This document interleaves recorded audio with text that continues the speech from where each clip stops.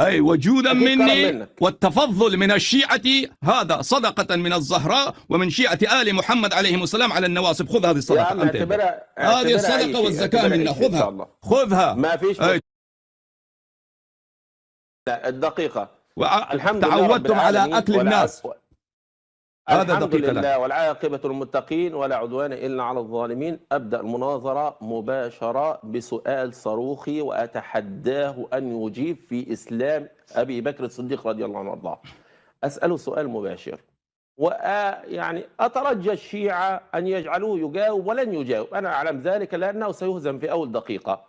ألا وهو السيدة المسلمة أسماء بنت عميس عندما تزوجت أبي بكر الصديق كان كافرا أم مسلما؟